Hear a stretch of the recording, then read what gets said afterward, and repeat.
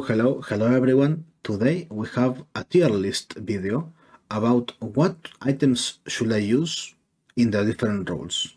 So as you see here, I have every single role: Infected, Chemist, Mimic, Warden, Guardian, Inquisitor, and Human, right?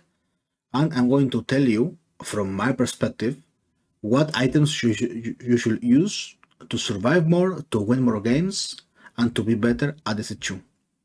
Remember, this comes from someone that has around 4,000 games and 1,400 hours.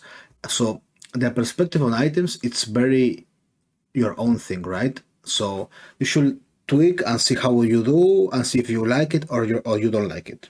But I'm going to give you my point of view and my experience. So of course we know that pistol is the strongest weapon so far. So for the infected, I will use pistol first, then I will use invisibility medallion for the second one, then I'm going to use handcuffs, I'm going to use bandages in case you get shot and you need to heal up, and for the last item I'm going to use either a return pad or, for example, something that can make me escape, or that can, for example, be, let's say, adrenaline maybe can be one of the use if you're in the run. If you don't have if you have bullets, of course, knuckles. You can also use knuckles if you run out of bullets. So that's up to you. Always the fifth item, it's a bit optional on what the game makes you to do, right? Because, for example, if no one is doing anything and no one is doing tasks, you can change a bit of the items. If no one is shooting you, you can don't get bandages. Maybe bandages are banned, you need to get something else. So it's very optional, right? But these are, for me, the meta items for infected. For the chemist, it's a bit similar. You go for pistol, invisibility medallion, very important, much more so in chemist than in the infected. And you still need to get sanity syringe. Why I'm getting sanity syringe if I'm the chemist? Because you cannot regenerate doing tasks at night, right? So you need somewhat to still be alive at night and don't get eaten by the terror. So you need sanity syringe as the third item. Then I will use mask to try to mask out, and maybe when they know it's me, I can use a mask and they don't know it's me, and try to play like that.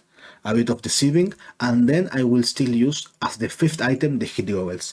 Why? Because when you get find out, let's say that there is 5 or 6 people alive, or 4 maybe, and one of them is infected. They're going to know your exact location.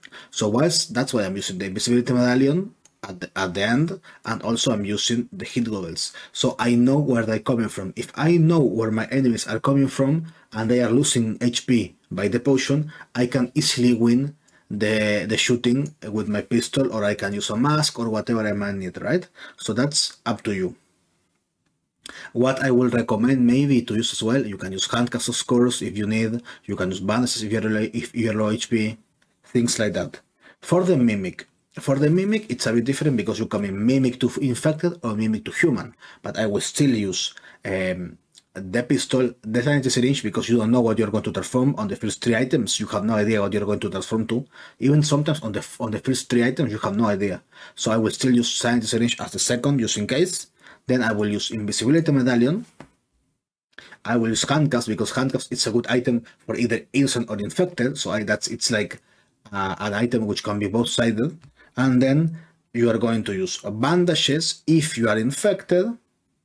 What are the bandages here? Or flare if you are innocent. Flare is always the best item for the last one if you are innocent, because it can be very good for you if someone else gets the key, right? If you want to get the key and you like to be the one getting the key, because maybe your teammates don't know where to go, then I will remove the flare and then choose adrenaline, for example. So you can do the adrenaline, grab the key, and then you can be very, very fast at escaping on the door. Then we have Warden, right? So let me just put it here in case, right?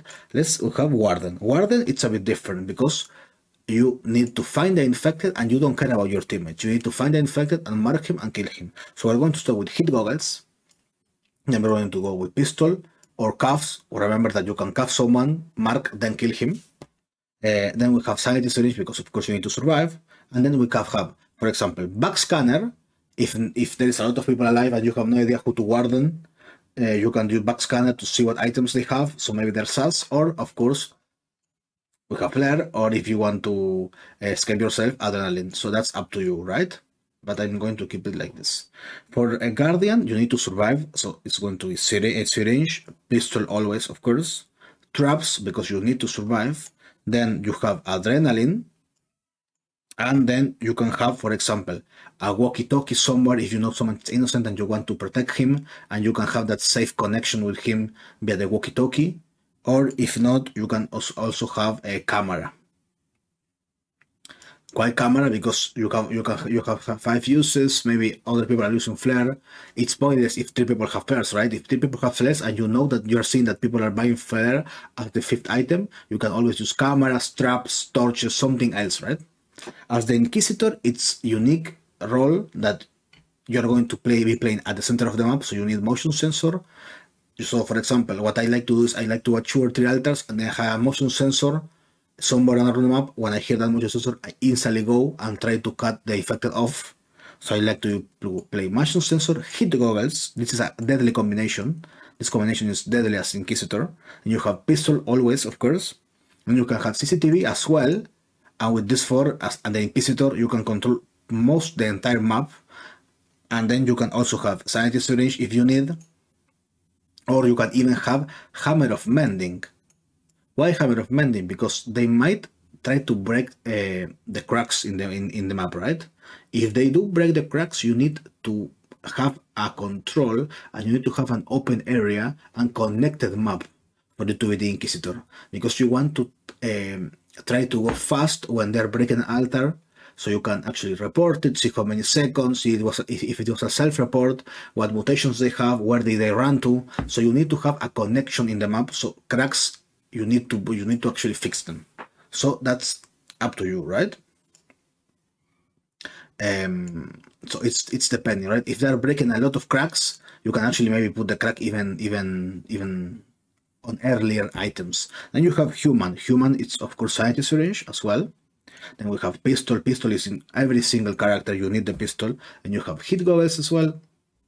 Then you have torch, for example, and frail. Remember that the items are very optional.